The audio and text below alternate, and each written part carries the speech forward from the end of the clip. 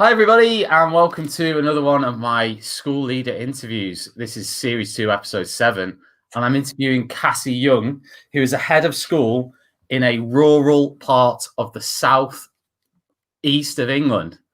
And I'm going to be asking her all the usual questions, in addition to some questions that dig a little deeper, that are more specific to Cassie and her context. So, Cassie, first of all, welcome and thanks very much for accepting my invitation for this interview.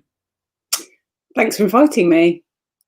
I didn't realise it was an audition for Castaway, but I'd like to take the place of Wilson, if I could, please.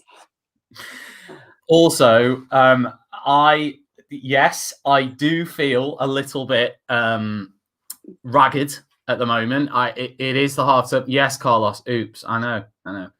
I should have shaved and I should have had a haircut, but we live and we learn. We're here. I put a blazer on to look a bit. Yeah, I see. Thank you. Anytime. Cassie, first questions are more general ones. So, what's the first thing you grab in the morning? I'm the first person up in the mornings during the week. So it's my phone to turn my alarm off and try and creep around and not get everyone else awake. But at the moment, we have, you probably know because my Twitter is completely covered in puppy pictures. So we've got a 20-week-old puppy called Larry David.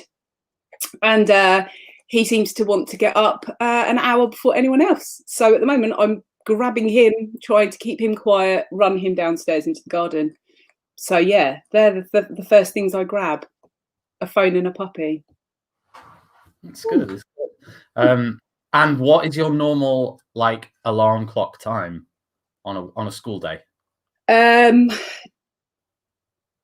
Depending on how the morning's going at school, usually about 6 a.m. and I try to leave the house between 7 and 10 past 7. And I've got about a 35-40-minute commute. So I don't get to school particularly early. But with a 5-year-old and a puppy and trying to get out of the house is always quite a bit of a challenge. So yeah, it's quite military precision actually to get out. Yeah. But yeah, normally between 7 and 10 past 7, I'm out the door and on my way. Perfect. And what do you think? So moving into kind of like you as a leader, what do you think it is that people notice about you? Not even as a leader, just as a person. Just generally. I ask an awful lot of questions, and I've been described as an annoying little sister at times that sort of follows people around saying, but why? And how do you do that? And what happens then? And I ask an awful lot of questions, and that's probably the first thing people notice about me. And it's not intended to be provocative. It's just that I'm really curious and inquisitive, and I've always been quite annoying with my questioning. So that's probably the first thing that people notice. And what do you hope people notice about you?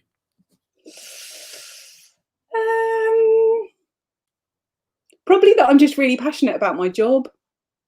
And I always feel it's a bit strange when people say, oh, what are your hobbies outside of your work? And I think, well, I like music and I like listening to podcasts and I like reading and going on long walks and all of that classic stuff. But actually, I just really love education and I'm really passionate about it. And that's, if I'm staring into space, I can guarantee that 99% of the time, that's what I'm thinking about, which is really nerdy, which is probably why I like Twitter so much, because it's just full of nerds that talk about education all the time.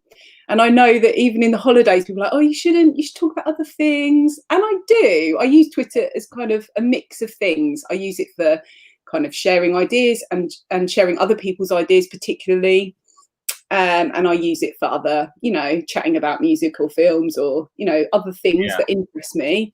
But really, it's just a little kind of community of people that really like education. Yeah, I mean, I disagree with those people who say, "Oh, I'm not being sad. I'm getting away from education for the holiday." But for some people, it is a hobby. Like for me, I love it. I love talking about it. I love being engaged with it. I love being involved with it. So for me, it's 90%. It's like a hobby. Like meeting people as well, and all that kind of stuff, like networking. There's loads of different elements to it. Creating. So it always confuses me. Like everyone's different. Some people might see it as a chore, but other people might see it as like it's a pursuit, isn't it? Yeah. I think it's a pursuit, and I think that if you're passionate about something and you want to talk about it and you want to share your ideas or your theories or your viewpoints, that's just pushing the kind of rhetoric forward, isn't it? That's widening your thought processes, and I think that's really, really important. I think we're in a really rich time in education where we have a platform where people you would never come across in your day-to-day life.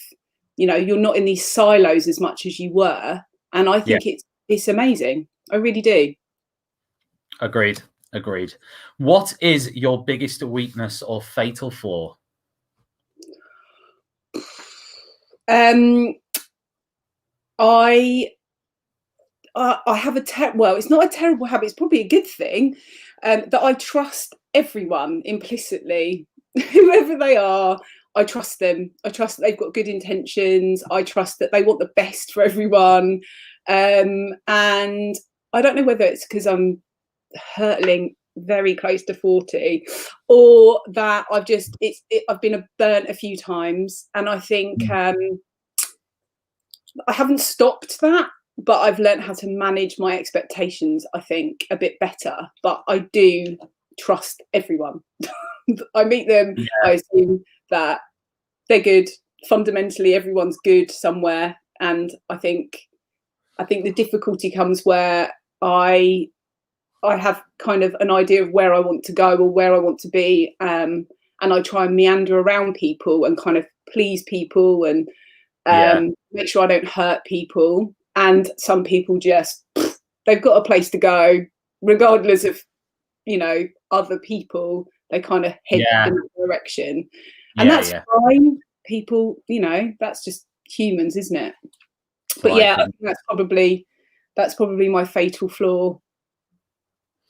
I don't know if that's a flaw. I think it'd be debatable to say that's a flaw. Seeing the best in everyone, seeing everyone positively, and but well done for getting out of that one. What is your biggest strength?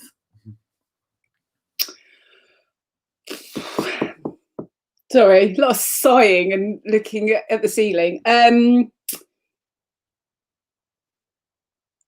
think over the last 3 years, being put into a job that I wasn't expecting to be put into, and working, taking on a special measures school 3 years ago,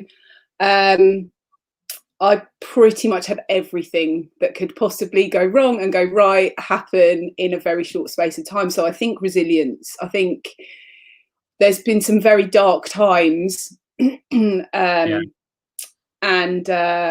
we've had to make some really tough decisions, and we've had to really pull together. And I think that bounce back ability, that resilience, I've had to learn, basically, because I've always had to rely, I've always had that safety net of someone else making decisions or someone else kind of taking that responsibility. And when it's all on your shoulders,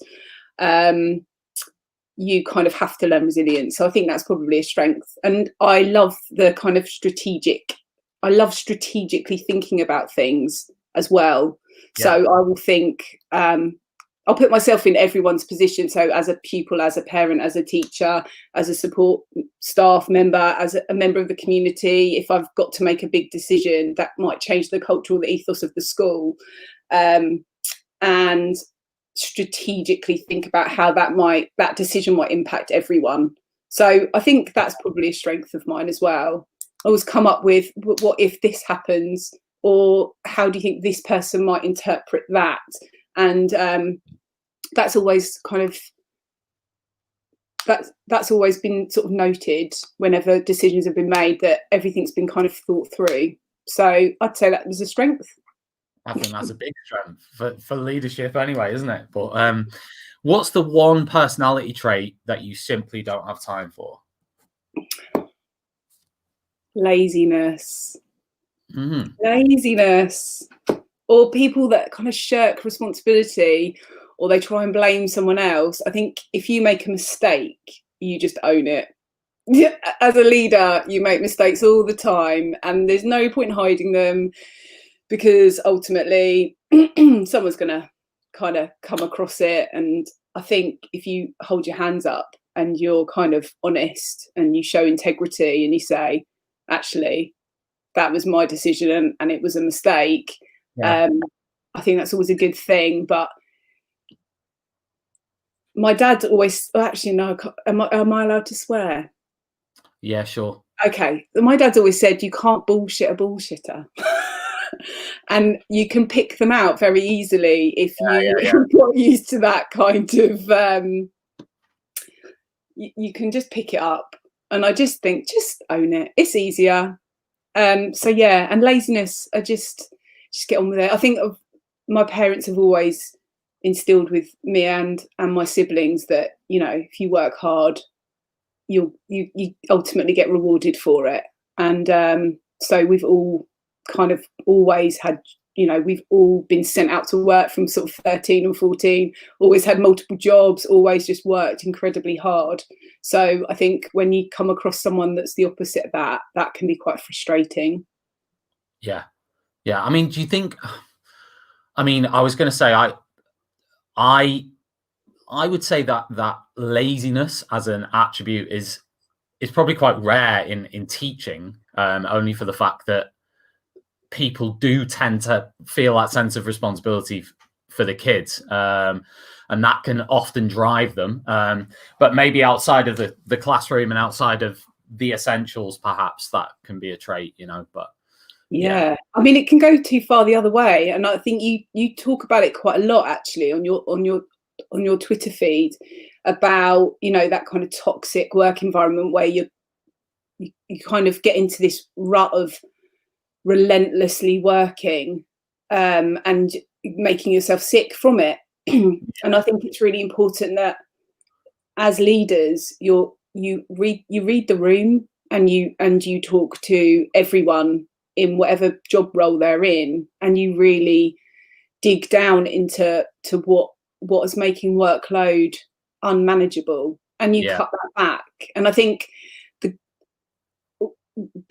previously being in a special measures school, it was almost like a bomb had been dropped on the school. And the good thing about that is that you could start all over again. So get rid of all of the bells and whistles and the stupid things that people did because they were told that that's what they had to do. And you kind of stripped it back to the real fundamentals of teaching, which is just quality first teaching, getting rid of, you know, the schemes and the strategies and the hoop jumping, and just go back to the basics. And that's really how it's been kind of successful in our school.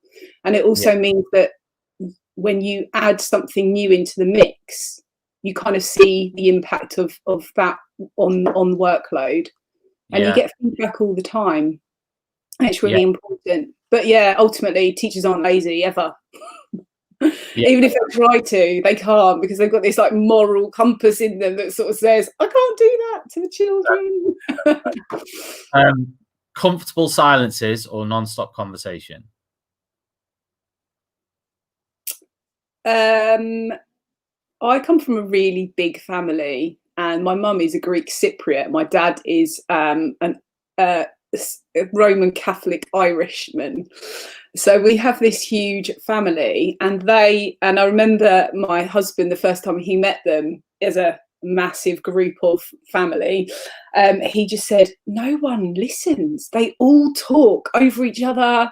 No one listens to anyone. They're shouting, they're getting drunk, they're really raucous, and I hadn't noticed that because that's how I'd been brought up. So I just was like, this is what everyone's like, isn't it? And then I went to his family, and they're Geordies, and it's a very small family, and they're very quiet. And I was like, oh, this is so nice. People actually listen to what you've got to say. So I like a bit of both, actually. Yeah.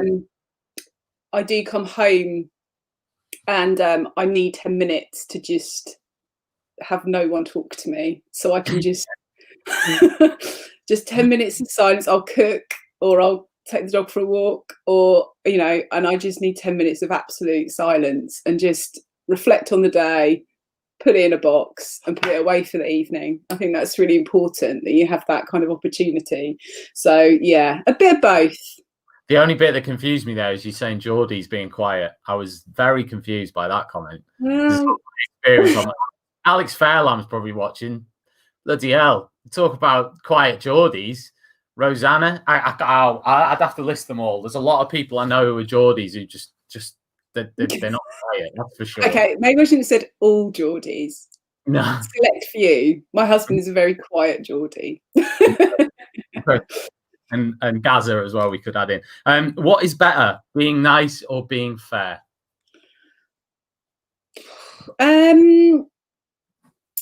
Being fair. Being fair.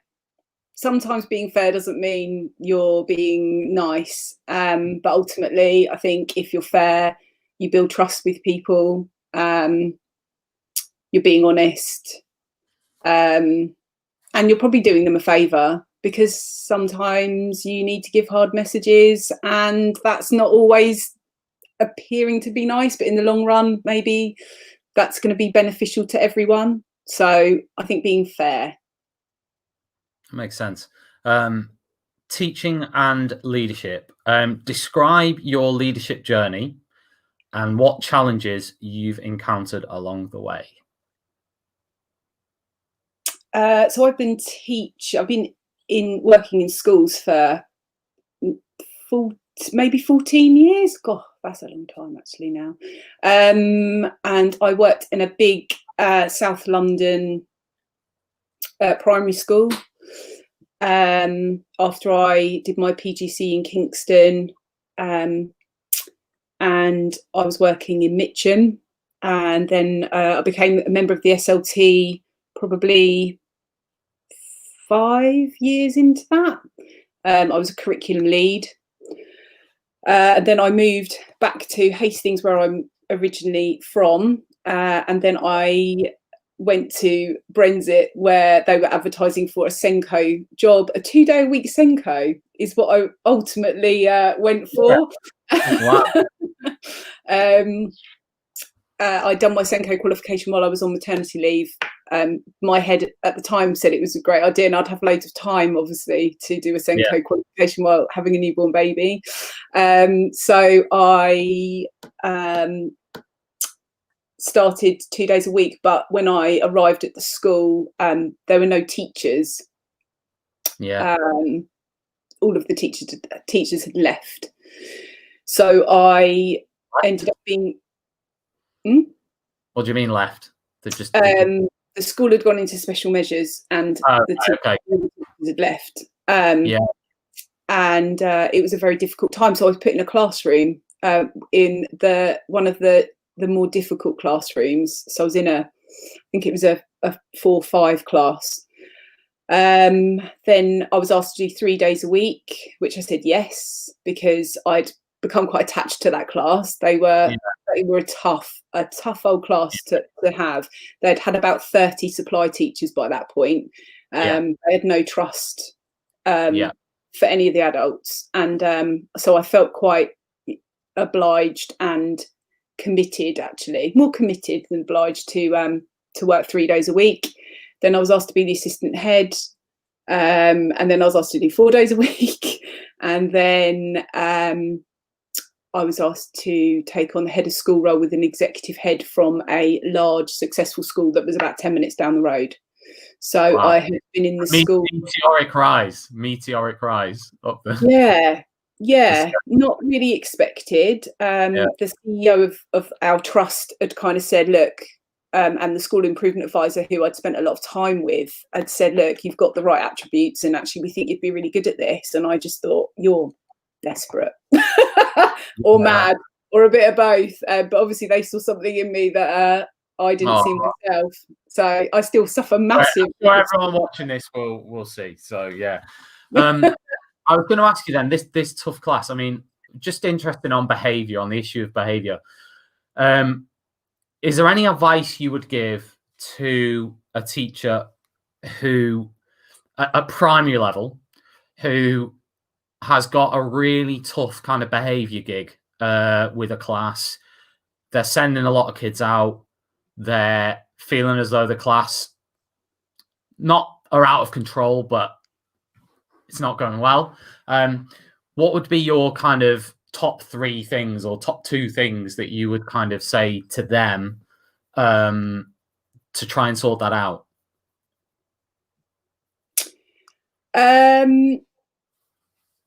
Behaviour is my thing. I love talking about this. So you giving me 2 things to say, Tom, is a little unfair, actually. I mean, I'm restricting you there, but I'm trying to.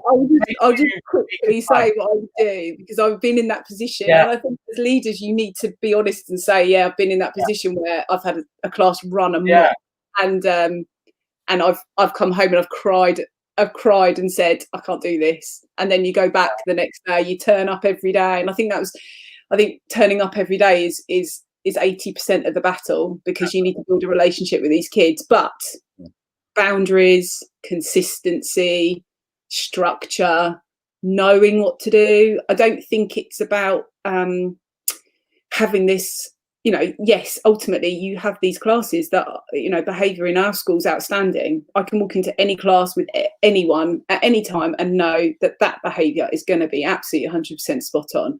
But that didn't happen overnight. That was relentless, consistent boundaries and over communicating what the expectations were and practicing. We have boot camp days at the beginning of each term where we practice lining up, we practice not fiddling with things on the tables, and making sure that we're kind of being really explicit in our expectations. And that takes time. And I think it's really easy after a couple of days to think, I can't manage behaviour.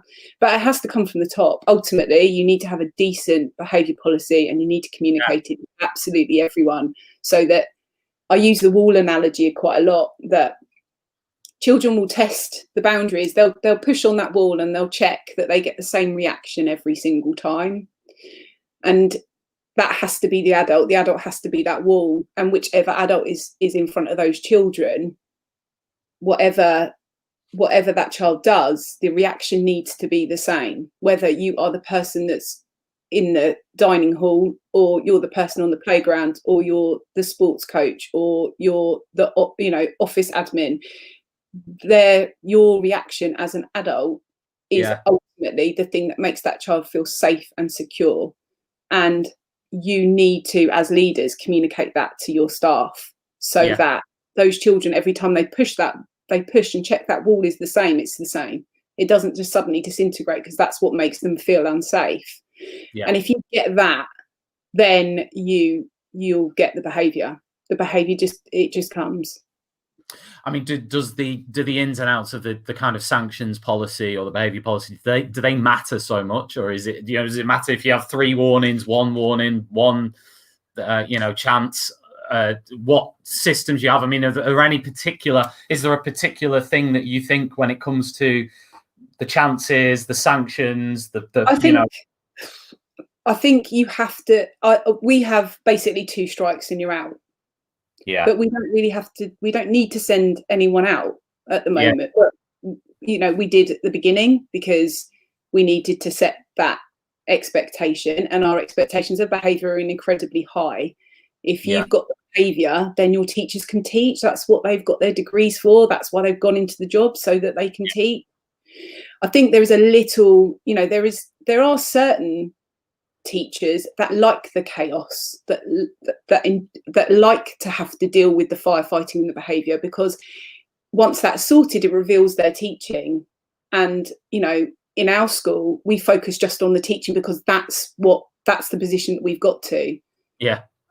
But yeah, we use in primary, and I know a lot of schools use it. We use Good to Be Green, which is this little frog, and they just have this visual representation. So they have Good to Be Green, and then they have we have a non-verbal warning, which is just a hand up. Yeah. And then we have a verbal warning, and then they get their card turned, and then they have 5 minutes out in reflection. And then they get a red card, then they kind of get the equivalent of a detention. It's like a 10-minute out. But that's rare now. But that's, you know, it takes time. Yeah. Thank you for that. That was helpful. That was great. It's true. Where do you think new leaders go wrong? Where do you think new leaders go wrong? I am a new leader, so yeah. Well, I think probably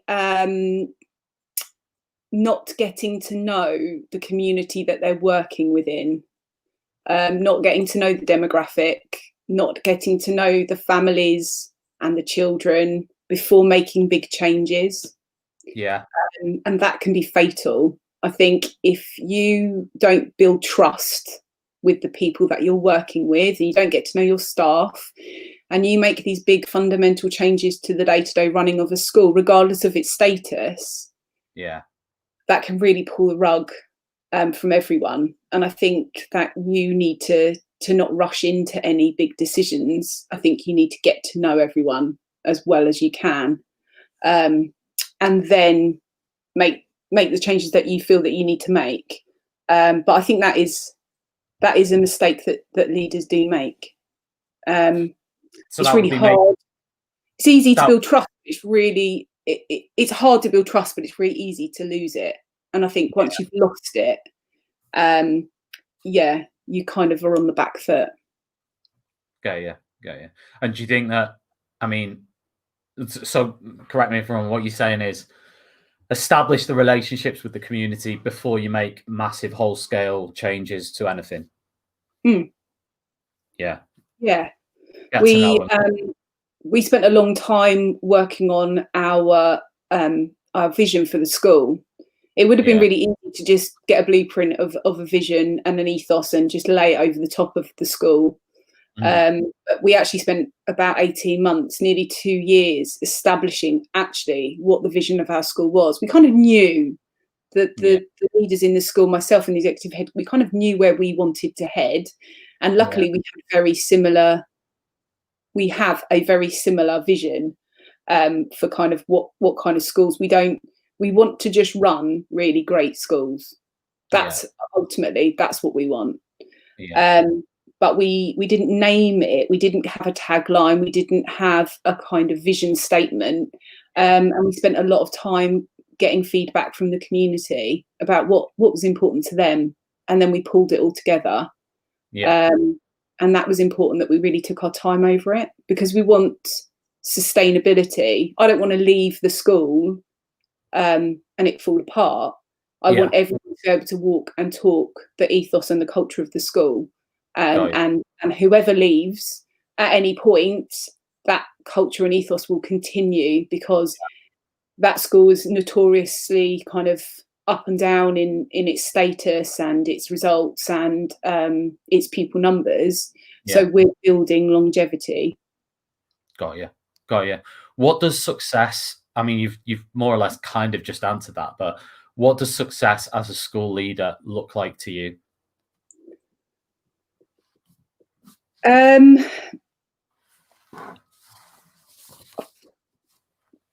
I think success looks like I think it needs to be a school that people want to come to, whether they work there or they learn there. I think it is nurturing and inclusive. I think inclusion is my big thing. I think there always needs to be a chair at the table for everyone, and that sums up a school that is successful, that everyone from any walk of life can join the school and feel part of the school community. I think that's what successful schools do really well. Yeah, That's brilliant. I've actually written that down. I'm gonna tweet it later. It's a good quote. Oh, thanks. School where teachers and students want to come to and feel a part of, something like that. I may paraphrase, but it's fine. quote.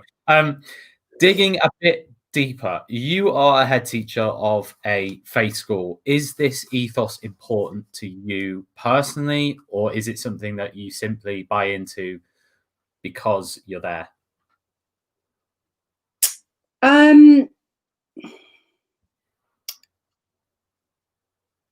My background's a bit mixed, so I've got a Greek Orthodox mother and a Roman Catholic father. So we've always been brought up with faith. We had to go to church every Sunday, and that always felt like yeah.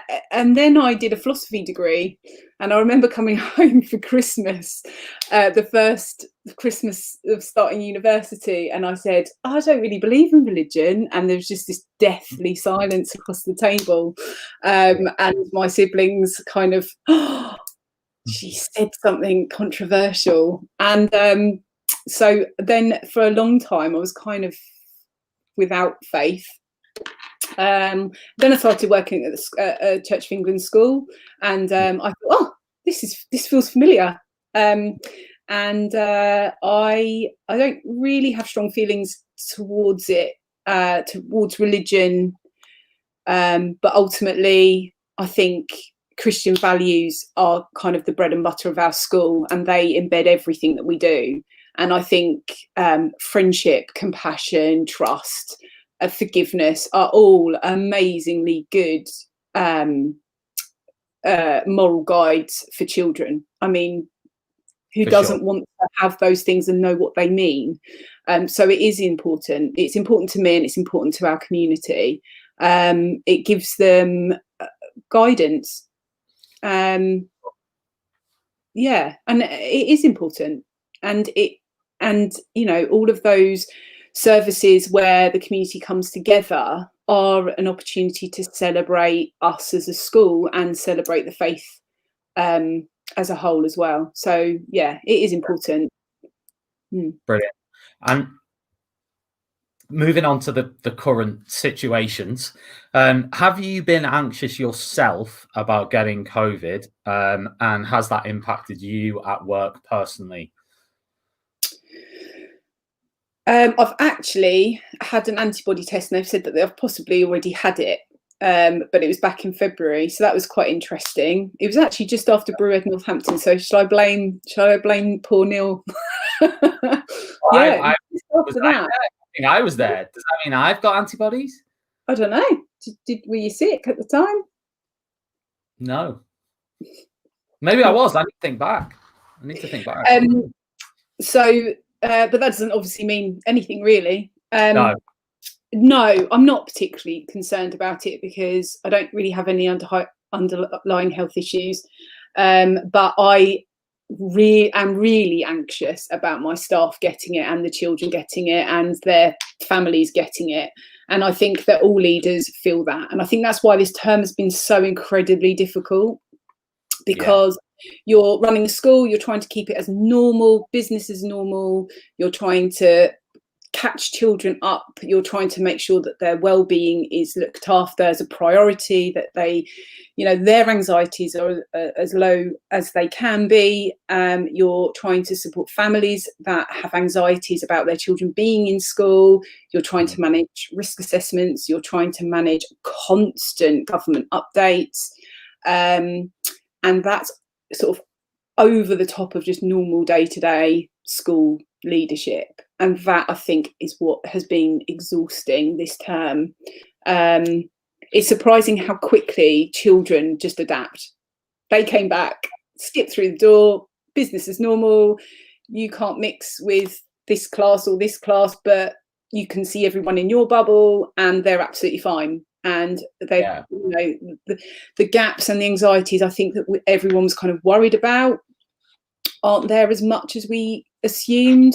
We had all of this, you know, we had recovery curriculums and restorative strands and all sorts of stuff ready. And actually, the children are just phenomenal. They've just, you know, they are an absolute privilege to work alongside, and they actually help with staff anxieties because they're not showing any anxieties. The staff are kind of, we can relax a bit, but actually in the back of everyone's mind is this massive, you know, 50-page risk assessment that I've had to talk through repeatedly and get them to sign to say I've read it and I've understood it, and you know, so that's the anxiety. But I'm not worried about myself as much. I'm just worried about everyone else.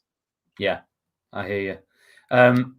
How do you think the lack, I mean, you mentioned the bubbles, I know there's bubbles, but how do you think the lack of kind of physical contact or physical, because you are a SENCO, closeness is impacting staff and students? I mean, do you think that's having an impact or not? We are a really small school, so we've got 4 bubbles, but we've put them into key stage bubbles as well. Okay. I think it's difficult in a small school because we are so used to having those informal chats. So someone's passing in the corridor, you have a quick chat, you find out about a child, or they bring something to your attention, or they want to discuss, you know, something they want to try, and you have those informal discussions, and they don't happen anymore. So you have to really over communicate.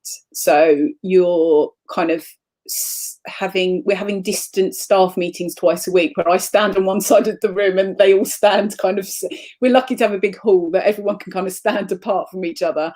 But I think that relationship has changed slightly, that you don't get that kind of just off the cuff walking past the office having a chat type of thing. And I find that difficult because I just think, have I caught everyone as they've walked past my office to say what needs to be said? So I think you're relying more on emails and over communicating what you want or where we're going or what's happening in the school. But I've been quite aware of that this term. That's something that cropped up probably about 4 weeks in, and I thought, oh, hold on, not everyone is getting the level of communication that they used to.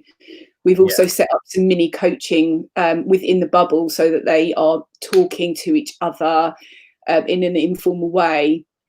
Kind of every couple of weeks, they're putting an hour aside just to kind of offload and support each other, because the people that would normally do that, you know, they're either not in their bubble or it's me, and I'm not available as often as I can be. So we've kind of put structures in place to support everyone.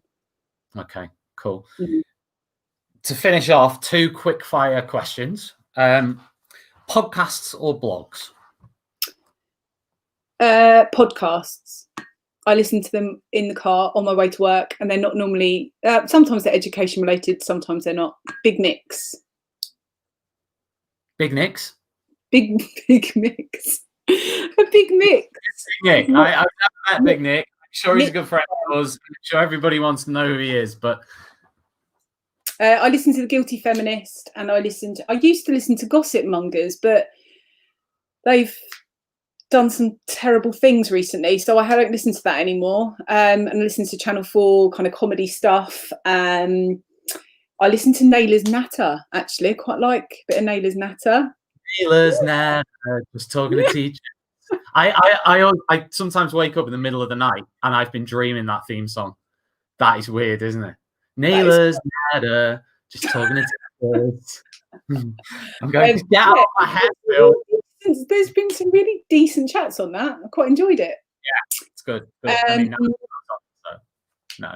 Yeah, so bit of a mix of things. Cool. And Twitter or Facebook? Oh, Twitter. Twitter or Instagram?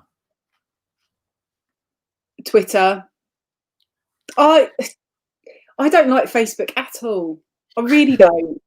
I really, really don't. The only reason I've got it is so that I can share kind of my kind of things about my daughter, because we've got family that live all over the world. So that's the only kind of reason I use it. I don't tend to use it for anything else because it's a terrible place. It's a terrible, terrible place.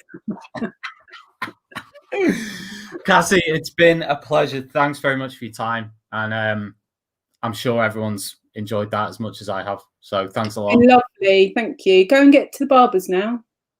Go away, you. I will keep my approach to this going for as long as I possibly can.